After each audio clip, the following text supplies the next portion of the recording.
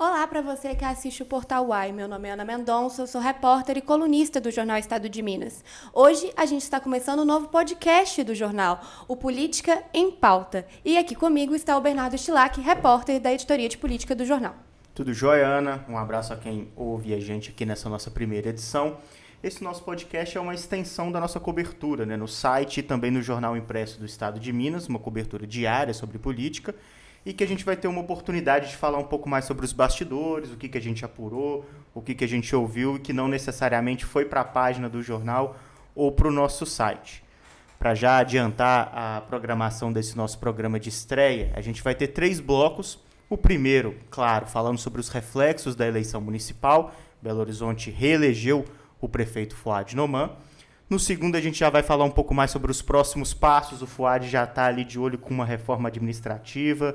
A Câmara Municipal também já vai formando ali os seus grupos para a eleição da próxima mesa diretora.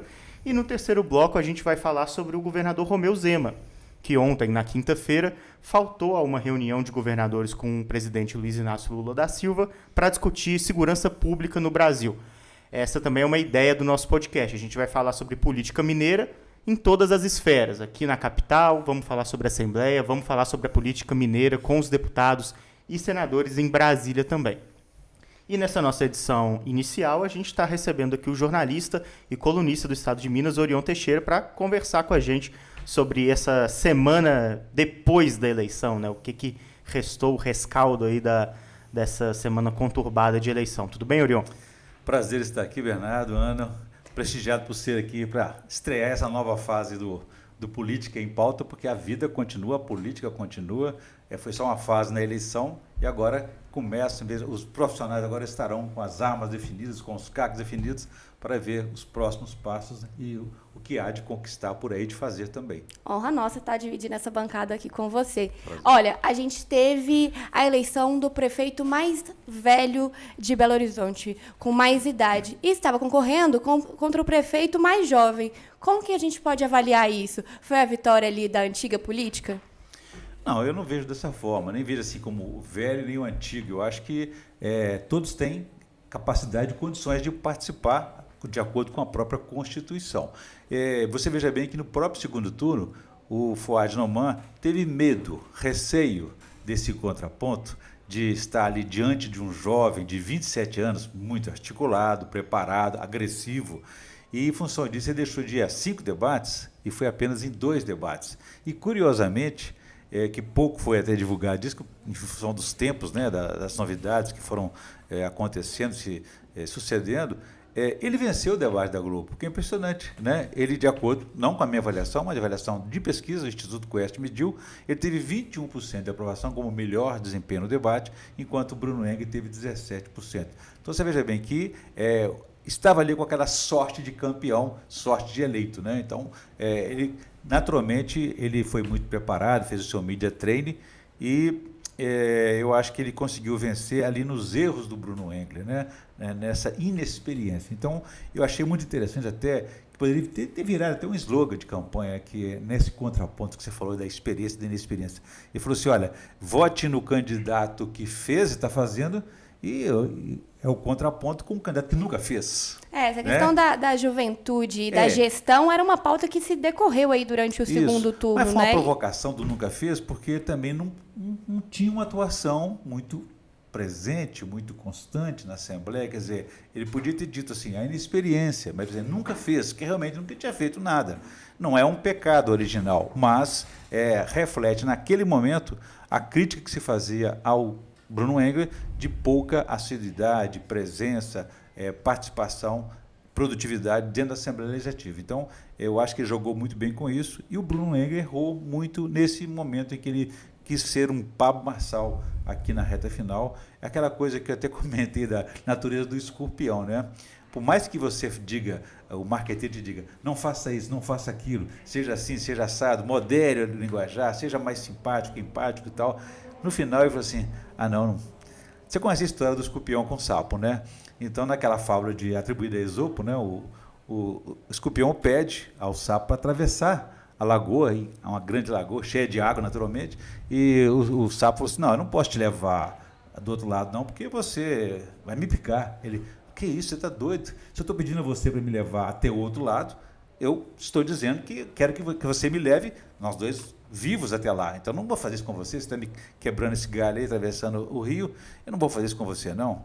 Aí, nessa conversa, ele convencendo o sapo. Então sobe aí. Subiu.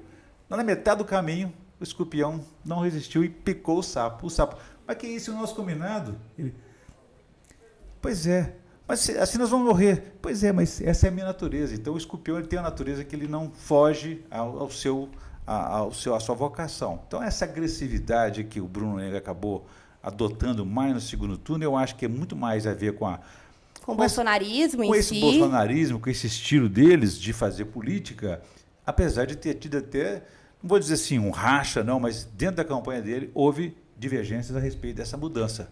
E aí deu que realmente aquele marketing mais, digamos, experiente, veterano, que dizia, não faça isso, tinha razão. E ele perdeu. Perdeu o quê?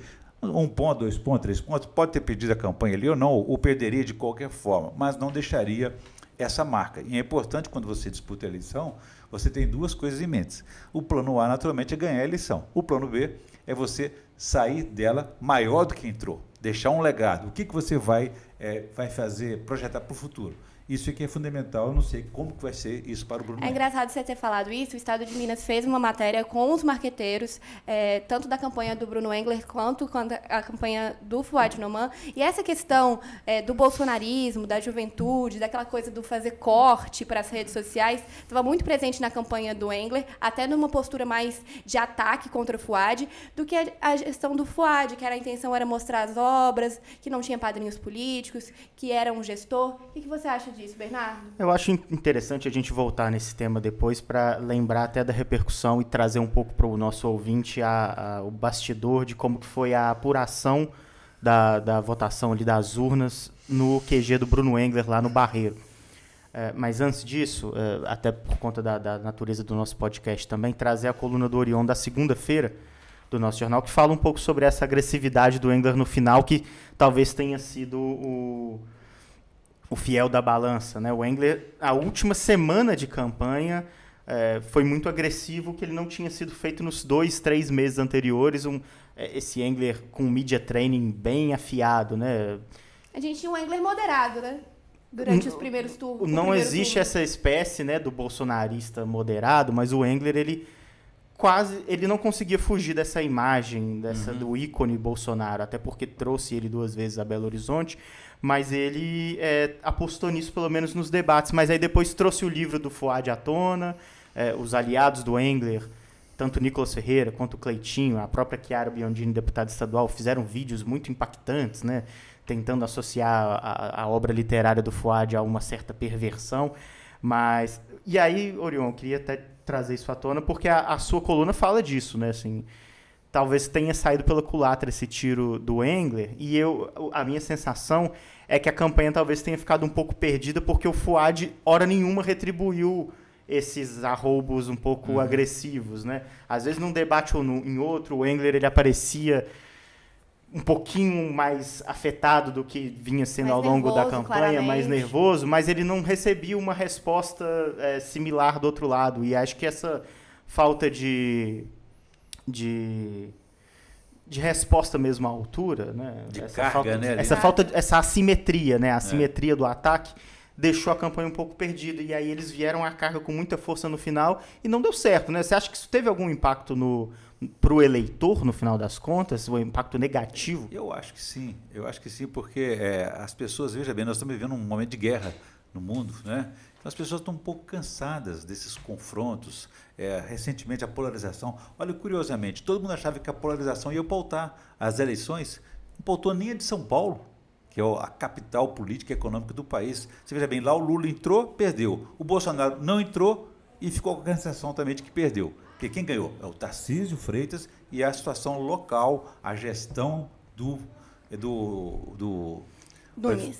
Ricardo Nunes, que foi uma gestão como a do Fouad, pegou pela metade, mas ela tinha um índice de aprovação que foi crescendo gradativamente. Então as pessoas identificavam ali que é uma preocupação local, com a pauta local, e não essa pauta nacional que é muito polarizada, carregada e tal. Assim, muito agressiva. Então, eu acho que isso aí, o Bruno Engler, eu acho que aquela última semana, como o Bernardo falou, ele recebeu o Bolsonaro, recebeu o Nicolas, recebeu o Cleitinho, e todo mundo veio com uma carga muito pesada. Você tem que bater, você tem que partir para cima. E ele sentiu, ele foi contagiado novamente por aquilo, ele disse, esse é o meu caminho, essa é a minha natureza, eu vou em frente.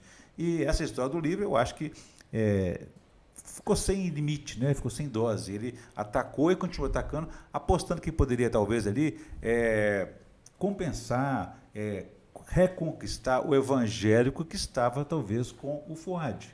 Para repensar isso, que os nossos valores são aqueles, não esses. Então, assim, eu acho que ele falou muito para a bolha e isso não acrescentou nada para ele e muita gente se sentiu até impactada com isso negativamente, porque realmente foi uma tentativa, uma forçação de colocar uma ficção, uma obra de ficção de 5 anos, 3 anos atrás, numa campanha que deveria estar discutindo a realidade de Belo Horizonte. Isso que não combinou bem. Ana, eu acho essa questão da polarização é importante a gente citar também que PSD foi o maior partido a fazer prefeituras em todo o Brasil, inclusive em Minas Gerais. Então está bem claro aí que o centro acaba... O centro político ganhou, né? E a polarização, nem a esquerda nem a direita, foi a vitoriosa. É bom ponto, porque o Nunes, embora seja do MDB, estava ali apoiado com um dos principais padrinhos dele, era o Tarcísio, que tem ali como seu guru fisiológico o Kassab, né, que é o presidente do PSD, que é o partido do Fuad aqui também. E aí, para a gente partir para o segundo bloco, mas antes disso, né, e olhar para frente, da última retrospectiva olhando para a campanha, a gente esteve, né, eu e a Ana estivemos no QG lá do Engler, no Barreiro,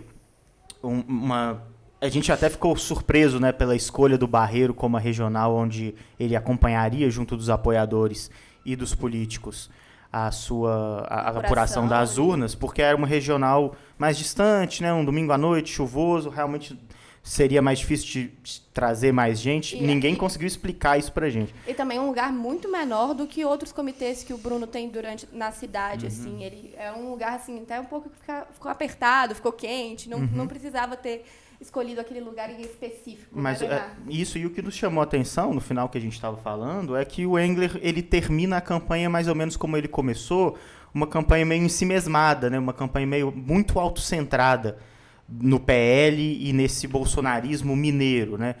Na apuração não tinha a figura do Nicolas Ferreira e do Cleitinho, que foram figuras importantes ao longo de toda a campanha, ausências que até chamaram bastante a atenção, mas estava ali a Coronel Cláudia, obviamente, os vereadores eleitos pelo PL, 2 deles que eram do grupo, eram assessores, né, o Pablo Almeida e o Vili dos Santos. Então, assim, uma campanha que, ao contrário da do Fuad, que foi arregimentando no segundo turno mais gente ainda, conseguindo apoios dos candidatos progressistas, a campanha do PL aqui foi uma campanha que ficou o tempo inteiro autocentrada nessa ideia do Bolsonaro, e não conseguiu fugir disso até o final. Eu acho que a foto do começo da campanha, a foto do final da campanha, serem muito parecidas, com os mesmos personagens, dá um pouco essa dimensão, né? Assim, ele não conseguiu amealhar apoios, não cresceu. É aquela sensação de que o Bruno Engler começou a campanha de uma forma e terminou da mesma. Do mesmo jeito. E já bem que ele não conseguiu, no segundo turno, agregar ninguém, nenhum apoio. Nem mesmo aqueles que estavam no campo mais próximo, mais identificado com o dele, que é do Tramonte, do Gabriel Azevedo. Ele não conseguiu atrair nenhum deles. Ao contrário, os eleitores desses dois, tanto do Tramonte como do Gabriel, espontaneamente, eles migraram para a Fuad na ausência e na omissão de seus líderes, que não se manifestaram. Eu cheguei a ligar para o Tramonte no domingo após a votação, falei, Tramonte, e aí? Me conta em quem que você votou? Ele, que isso, Leon? Que isso? Vou te falar isso não. Eu falei, por que não? Ele, me fala que você votou. Ele, não, vou te falar isso não. Eu falei, você pode me falar? Eu vou só dizer o seguinte, o Tramonte votou no fulano. Não vou dizer que você me falou isso. Ele, não vou te falar isso não. Eu só posso dizer o seguinte, não votei nulo nem branco. Mas não vou dizer quem que eu votei, não. Eu falei, o Tramonte, olha o futuro seu, você precisa ter transparência, precisa ter posição. Você não vai amarrar o seu futuro com uma incerteza de agora, não. Tem que... Não, vou te falar isso não. Então tá bom. Bom, o fato é que eu acho que ele votou em Fuad, mas o grupo político dele, a igreja, a TV Record, o próprio partido, o republicano, queria que fosse, como foi, manifestar apoio ao Bruno Engler, mas não acrescentou nada para o Bruno Engler. Quem que é republicanos aqui em Minas Gerais, se não seria o Calil, que era uma liderança que até agora não está afiliado ao partido. E nem deve se filiar, talvez. E o próprio Tramonte, quer dizer, quem que é o Republicanos em Minas Gerais? Mas Tramonte, então, aceitou essa condição de ficar em silêncio. Está voltando agora dia 11 para a TV Record e a vida continua, ao contrário da Atena, que não vai voltar para a Band. O Engler, ele até lamenta, assim, né? Não sei se foi um ato falho ou um deslize no discurso dele de derrota. Ele lamenta não ter conseguido o apoio do Gabriel e do Tramonte, diz que conversou com os dois. E esse é um discurso que, ao mesmo tempo, vai na contramão da própria ideia dele de cabeça erguida, não nos vendemos ao sistema, não nos rendemos, mas ao mesmo tempo ele lamenta não ter tido apoio. apoio. Perdedor, ele não admitiu a derrota. Ele disse assim, eu perdi a eleição, ele botou a culpa no Gabriel, talvez, no Tramonte, no eleitorado. Né? O próprio deputado Nicolas falou que Belo Horizonte perde. O Belo Horizonte fez o seu exercício de democracia, escolheu os candidatos, vai pagar o preço por isso, né? O custo disso ou não. Só lembrando para o ouvinte, Bruno Engler ligou para Mauro Tramonte, tentando fazer o apoio, fazer essa conversa com o deputado, não obteve resposta. Mauro ficou de negociar com ele, ficou meio que empurrando com a barriga aquela resposta. E também teve uma conversa por telefone e também pessoalmente com o Gabriel Azevedo, dentro da casa do próprio Gabriel, onde eles falaram sobre política, pautaram, mas também nada foi resolvido, né? Ficou aquela coisa mais do mesmo. Bruno acabou ficando isolado politicamente no final ali da corrida. Exatamente. Para quem ganhou a eleição no primeiro turno, no segundo turno foi uma virada, não sei se você anotou isso, mas assim, ele teve 7,8% de vantagem sobre o Fuad, segundo colocado. No segundo turno, o Fuad virou isso para 7,4% a favor de Fuad. Quer dizer, 14% de diferença, né? O Estado de Minas mostrou também que o Bruno Engler, no primeiro turno, tinha ganhado em todas as regionais e no segundo acabou perdendo para todas, para o Fuad Noman, e tendo um pequeno detalhe ali para a região leste, né, que onde o Fuad teve uma grande maioria ali. E também eu acho que tem a ver com o trabalho que o Álvaro Damião tem fazendo em vilas e favelas, que veio fazendo esse trabalho de corpo a corpo, falando com lideranças. Então, houve um resultado ali também do trabalho do vice, né? Uma virada espetacular e muito consistente e estável, né? Como se diz, em todas as regionais, ele não perdeu em nenhuma delas. É um voto convicto, mais do que o voto útil no primeiro turno. Esse foi um voto convicto, que o mineiro chegou à conclusão assim, realmente, meu voto é esse. E não tem retrocesso. Vamos para o segundo bloco, Bernardo? Vamos lá, só ilustrando aqui o que você falou, Ana. É aqui a matéria do Estado de Minas na quarta-feira, né, com o nosso mapa aqui, mostrando a mudança das urnas, né, a virada do Fuad em toda a capital mineira, matéria do Gabriel Ronan, do nosso núcleo de jornalismo de dados. Tem aqui do lado, né, a matéria da Alessandra Mello falando sobre o retorno do Bruno Engler à Assembleia. E já aproveitando essa deixa, a volta do Engler à Assembleia, Fuad volta para a Prefeitura para mais 4 anos. Matéria aqui da edição de quinta-feira, matéria da Ana, falando sobre o projeto de reforma na Prefeitura.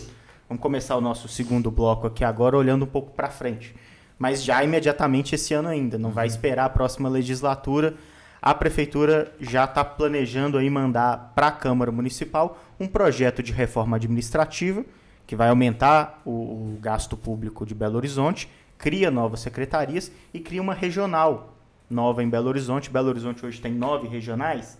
A ideia é desmembrar a Centro-Sul, criando ali uma regional específica para o hipercentro de Belo Horizonte. Trazendo também administradores para cada regional, né? Exatamente. É uma reforma estruturante, importante, mas eu acho que é interessante a gente conversar aqui no nosso podcast com o que isso movimenta nos bastidores, né? Porque já é a primeira movimentação do prefeito mirando, conversando com a nova formação da Câmara Municipal, que teve uma semana bastante atribulada, né? Eu acho que mais que isso, essa reforma ela é o espelho do que a gente viu durante a campanha de Fuad Noman. Fuad se sentou com vários partidos, conversou com várias lideranças e agora tem que pagar a conta, não é isso, Lurion? Ou seja, é inevitável que isso aconteça. Agora é uma nova gestão, um novo governo. Ele pegou um governo que não era dele, estava o avião em movimento, então ele teve que se adaptar, fez mudanças pontuais para garantir a governabilidade dele quando ela estava ameaçada, sob risco, com as pressões e confusões e conflitos com a Câmara Municipal. Então ele fez primeiro uma aliança com o Marcelo Aro, que é o pai da família Aro, né, que é um grupo de vereadores que se filiam, se associam à liderança de Marcelo Aro.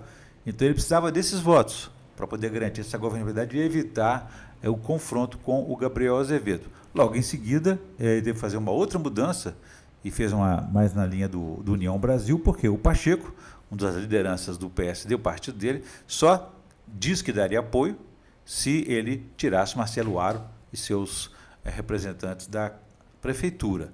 E foi feita aquela mudança e a União Brasil entrou, trouxe até um secretário lá da Bahia para a educação, né? A partir daí, então, houve esse rompimento, não um rompimento, digamos assim, irreversível com o Marcelo Aro, mas garantiu, deu suporte ao Fuad Noman naquele momento e até o final dessa gestão atual dele aí. Então, eu acho agora que ele vai fazer, ele tentou fazer 2 reformas administrativas durante a gestão dele e não foi para frente porque não conseguiu apoio político. Agora ele tem. Então, agora, quem que é Fuad Noman hoje? Fuad Noman é um político, naturalmente, com uma experiência pública de mais de 50 anos, de executivo, que nunca teve mais técnico que político, nunca teve uma inserção na política, nem eleitoral, foi a primeira vez, foi vitorioso, então ele aprendeu muita coisa com essa questão política, com essa relação política, e daqui para frente, os vereadores que estão tentando isso ou aquilo, conquistar espaço aqui e acolá, eles têm que entender que estão agora lidando com outro líder político, com outro prefeito, e esse prefeito é mais maduro, mais consolidado, inclusive vencedor, vitorioso, uma vitória muito importante, com várias batalhas que ele venceu. Então, eles vão ter que entender um pouco mais para onde que eles vão. O Marcelo Aro já deu o primeiro pulo do gato aí, tentando não só controlar a Câmara, mas controlar também a prefeitura, repetindo as mesmas estratégias dele. Dia depois, né, do resultado da eleição, uma deselegância política de quem quase que entrou numa casa de louça, um elefante. Então, é preciso entender um pouco mais, esperar um pouco mais os sinais da prefeitura. Quem que é o principal protagonista? Quem que é o principal líder desse momento municipal? É o prefeito. Então, espera sinais dele. Prefeito, o que você quer? Como é que você pode? Estou pensando em fazer isso. Não, já vai logo lá tentando colocar um guizo no pescoço do prefeito. Então, assim, é preciso ter um pouco mais de astúcia, habilidade, com jeito, que o Fuad demonstrou, que ele é uma pessoa de diálogo, de conversa, não é desse confronto. Então, não adianta colocar ele sob pressão, que ele não vai aceitar. Eu acho que ele tem um candidato, né? Já falamos isso em outras... Bruno Miranda, que foi líder dele, do PDT, que o partido dele era Duda, e a Duda era candidata a prefeita também, numa situação até de oposição a Fuad. Então, eu acho assim, que esse momento e essa reforma administrativa, ela vai ser, naturalmente, a primeira prova de fogo do novo governo, porque ela pode gerar mais gasto? Vai gerar mais gasto, mas é natural que você faça mudanças na prefeitura com base à luz das suas alianças. São 8 partidos, né, no primeiro turno, depois no segundo turno tivemos adesão de outros. Quer dizer, como que vamos compor, garantir essa governabilidade que é fundamental na prefeitura. Eu fico vendo, assim, por exemplo, no país, uma conversa completamente distópica também, quando você fala que o governo tem que cortar gastos. Enfim, é como se vivemos em 2 países, né? O país do eleito por mais de 50 milhões de votos, o presidente Lula, e o outro presidente do país, o Roberto Campos, do Banco Central, que teve apenas um voto, que foi do Bolsonaro, que o colocou ali como presidente do Banco Central. Ele quer decidir a política econômica sem ter feito promessas que iria fazer, ou queria fazer, sem compromisso com os programas sociais, sem compromisso com os partidos que elegeram Lula. Enfim, não dá para ter 2 países dessa forma, totalmente antagônicos para governar, não tem jeito. Vamos só continuar nessa discussão sobre Belo Horizonte, a relação prefeitura-Câmara, que é o tema central desse segundo bloco. Antes disso, dar um rápido contexto, né, Ana? Porque o que aconteceu? O Fuad foi eleito no domingo. Na segunda-feira, o Marcelo Aro, que é o secretário de governo do Romeu Zema, e um cara que tem uma influência muito forte em todos os âmbitos da política mineira, e tem essa chamada Família Aro, que é o grupo que ele coordena dentro da Câmara Municipal, juntou um grupo com 23 vereadores. A Câmara Municipal de Belo Horizonte tem... vereadores que não tinham sido eleitos ainda, né? A bancada do PL. Isso, da próxima legislatura, exatamente. Né? E teve gente que divulgou nota depois para se explicar por que estava lá. Pois o que foi interessante porque são 41 vereadores. 23, ou seja, mais da metade, estavam nesse jantar. E um jantar que terminou com um vídeo dos vereadores anunciando que apoiariam Juliano Lopes, vereador reeleito, a presidência da Câmara Municipal, que é o nome que o Aro já tinha negociado anteriormente na eleição para a presidência, que levou o Gabriel Azevedo a direção da casa.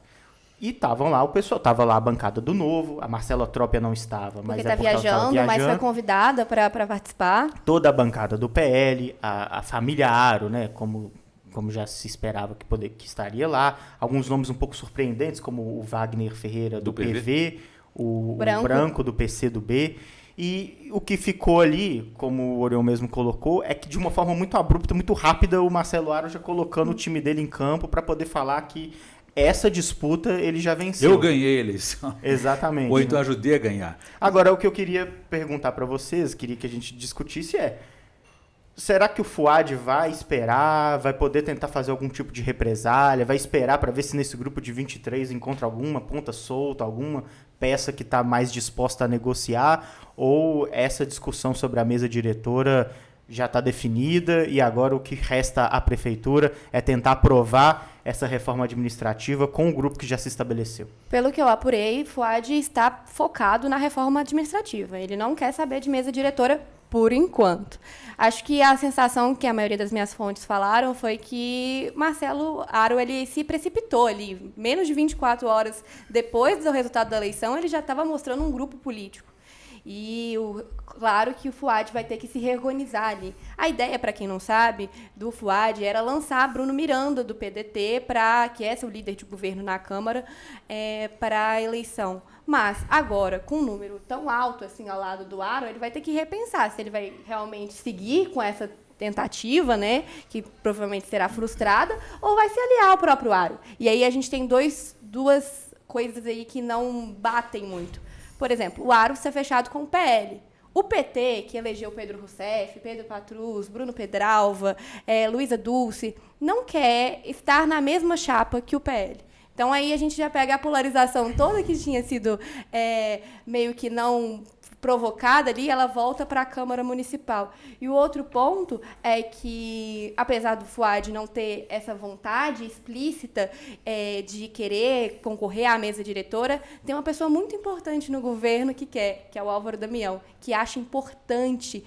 conhece a casa, exatamente, né? E acha importante que a prefeitura tenha esse posicionamento forte dentro da casa.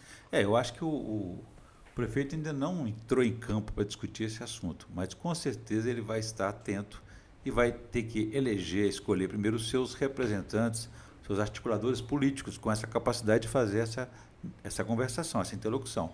O Marcelo Aro demonstrou isso, que não estava querendo conversar, não. Eu tenho 23, você vai de que forma que vai conversar comigo? Entendeu? Porque isso não é uma negociação política, né? Isso é quase que... É uma demonstração de força muito acelerada. Deselegante, inclusive. Porque você veja bem, no domingo à noite, você deve ter reparado, todo mundo estava abraçando o Fuad, dizendo que apoiou, que ajudou ele a se eleger. Ora, nós sabemos que 80% da chapa de vereadores, da chapa de Fuad, não o apoiou. E é por isso que ele está agora com uma lista de falsos aliados na mão, sabendo quem exatamente esteve com ele e quem não estava. Porque hoje é muito mais fácil, pela internet, você não precisa de estar dizendo que eu fiz um santinho, que eu distribuí santinho. Não. Na internet você vê as manifestações, a reprodução. Quem postou aquela foto, quem fez isso, quem fez o vídeo, repostou, quem não fez. Exatamente, quem não acompanhou. Então ele sabe perfeitamente hoje quem no primeiro turno estava, quem no segundo turno repensou, reavaliou, o Fuad está chegando e tal. Mas nem assim essas pessoas mudaram. Porque não acreditavam que o Fuad pudesse, como o Calil lá atrás não acreditou que o Fuad tivesse algum tipo de capacidade de se erguer e se reeleger. Então, eu acho que essa bússola já está na mão de Fuad, que vai guiá-lo na composição do secretariado, vai guiá-lo na composição da Câmara Municipal. Ele não está completamente, assim, digamos, desamparado, né, nas mãos nem de Marcelo Aro, muito menos de Gabriel Azevedo, que vai deixar a gestão a partir de janeiro, mas tem aliados lá dentro. Certo? Tem um grupo político, apesar do que na edição, acho que foi de terça-feira, do Jornal Estado de Minas, o Irlan Melo, que faz parte do grupo do Gabriel Azevedo, ele declarou ao OM que o grupo do Gabriel não existia mais. Então, que o Gabriel não ia fazer política dessa forma. Apesar disso, o grupo do Fuad elegeu muita gente própria do PSD, nomes aí que ninguém conhecia, que não estavam tanto com expressão política durante a campanha, foram eleitos. Então, a questão ali de maioria, o Fuad tem um bom número dentro da Câmara. Ele pode tentar a mesa diretora, correto? E esse número não é uma coisa tão matemática e objetiva. Existe a força política que está envolvendo a atual gestão, isso impacta aos vereadores que têm projetos na cidade, matérias importantes serem aprovadas, precisam da sanção do prefeito. Então, essa composição, eu acho muito melhor, mais tranquilo, para que esses vereadores avaliem bem, com calma, prudência, porque quem tem que dar esse chute inicial é o prefeito, não tem dúvida quanto a isso. Nós vivemos no presidencialismo, essa força política dele é incontestável. E no ritmo do Fuad, né, que a gente já falou, o ritmo dele de campanha, tranquilo. A Berta Macaron, nossa colunista, também publicou uma entrevista exclusiva com o prefeito logo na segunda-feira, que eu leio aqui agora, e que tem como a chamada principal a aspa do Fuad dizendo que estou certo que Zema vai continuar ajudando o BH. Que é, né, mais uma mostra desse aceno do Fuad, a conversa, né, o diálogo. Ou então um recado pro Zema, né, Zema? Tu não tem que... Vira essa página aí. Já foi, já era. Então, não deu certo, agora vamos conversar. Recado e segura um pouco o aro aí também, né? Porque, querendo ou não, é o homem forte das relações institucionais do governador. E aí, se me permitem, a gente já entrar no nosso terceiro e último bloco, porque estamos falando de relações institucionais do governo de Minas Gerais, vamos falar sobre a notícia mais quente, a notícia de ontem, quinta-feira. O governo Lula recebeu, junto com o ministro da Justiça, Ricardo Lewandowski, governadores de todo o Brasil, para discutir uma proposta de emenda à Constituição para falar sobre crime organizado no Brasil, criar um programa unificado, ou pelo menos um programa que conta com o apoio ou a participação de todas as unidades federativas para discutir essa questão muito grave do país. E o governador Romeu Zema preferiu não participar. E a justificativa dele era de que aquele espaço ali seria um espaço meio teatral, um espaço de discursos políticos. Mas a gente fica com essa sensação, né, Leon, assim, por que o Zema não quis entrar nesse espaço quando justamente ele foi aberto para que ele entrasse? Se era um ponto de discordância política, talvez ele devesse ter ido e apresentado as suas discordâncias em relação ao governo Lula ali, né? Não tem outro espaço mais adequado que isso. Tem outro teatro, já que ele usou essa expressão, né? Tem outro teatro... Sendo rigoroso, ele não usa exatamente isso, mas é o que ele quis dizer, né? Então, esse querer dizer, por exemplo, esse teatro, ele faz parte do teatro político, do teatro legislativo, o teatro da atuação política. O Zema não a exerce, né? Então, é muito mais fácil, mais cômodo eu dizer, eu não concordo com aquilo ali e não vou participar disso. Ok, mas... É possível conviver com essa situação de insegurança pública que nós temos hoje? O caso do Rio de Janeiro, o país hoje ele é dominado por 3 forças políticas, desde o agro, as milícias e os evangélicos, que me desculpem, algumas lideranças. Enfim, é preciso trazer isso para uma realidade institucional e administrativa. Quando se tem, todo mundo reclama da segurança pública, todo mundo cobra. O governo federal não faz nada, não faz isso. Quando o governo federal chama para si a responsabilidade, quer ter responsabilidade e definir um projeto, ele é acusado de afetar a autonomia dos estados. Eu não vou participar disso. Olha, participe e vamos lá conversar. Leva a sua proposta. Se a sua proposta for melhor, vamos tentar redirecionar, até porque qualquer projeto, seja ele emenda constitucional, projeto de emenda constitucional, projeto de lei, projeto, enfim, qualquer proposta, ela passa pelo processo legislativo que pressupõe debate, emendas, você ajusta, aperfeiçoa. Você não quer participar disso por quê? Porque se você não é da sua simpatia, da sua aliança, ou você tem um projeto político, então você realmente está fazendo outro teatro, um teatro que não vai trazer esse benefício ao interesse público, né? No ofício que foi enviado ao presidente Lula, o Zema disse que ele já tinha mandado propostas para o Lewandowski, que o Lewandowski não tinha respondido. E ele também disse que não queria estar lá exatamente pela questão política. Mas é engraçado a gente chamar a atenção, que, como você bem citou, Cláudio Castro, que é um governador que é de oposição do presidente Lula, estava presente. Tarcísio de Freitas... Pedindo socorro, inclusive. Exatamente. Né? Tarcísio de Freitas estava presente. Então, e o governador Zema foi o único a mandar um ofício fazendo uma reclamação. Então, ficou bem claro ali que a intenção do Zema, na verdade, era se isolar politicamente, já pensando em 2026, não é isso? A cobertura do jornal, eu convido novamente o ouvinte a acompanhar, porque a agenda do Zema está cheia. No momento que você escuta a gente, provavelmente ele já está com as malas prontas para a China, Azerbaijão e Portugal, uma viagem de 2 semanas fora do estado. Então a gente vai fazer a cobertura dos fatos que acontecem e tem a cobertura das colunas também. A Berta, novamente citando, falou um pouco sobre essa dualidade do Zema candidato, que ainda é uma projeção para 2026, e do Zema governador. Né? E aí, muito bom ponto de trazer os governadores bolsonaristas para essa discussão, o Cláudio Castro e o Tarcísio, porque outro que não foi o Jorginho Melo, governador do PL de Santa Catarina, que tende a ser um cara mais aliado a essa ideia bolsonarista mais ferrenha, assim como o Zema tem parecido, pelo menos nesse tipo de postura de não querer conversar com o governo federal. E a sensação que eu tenho é que esse é um momento específico da política dentro da direita brasileira muito interessante, motivado pelas disputas municipais, né?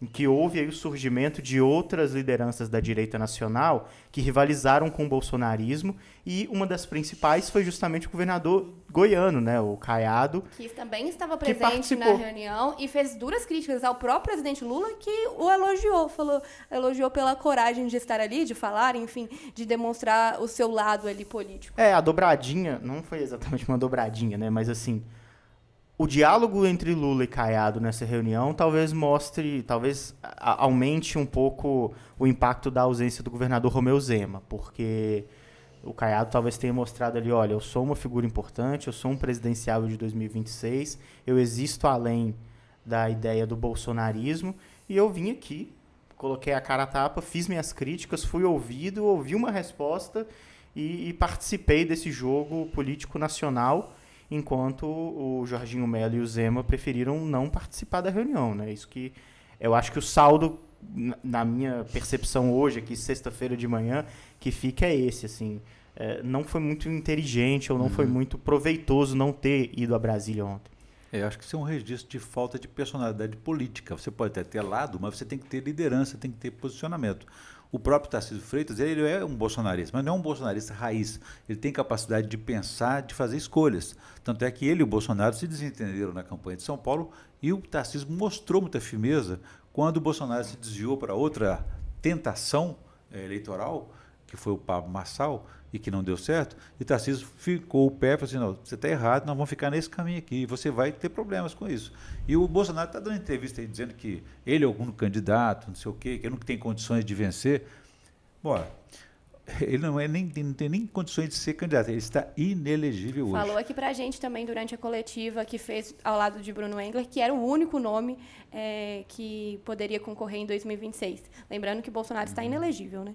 Esse é o problema do chefe, né? O chefe político acha que só ele, os outros, os seguidores, não têm essa mesma capacidade. Não permite que outros cresçam, porque ameaçam essa liderança dele.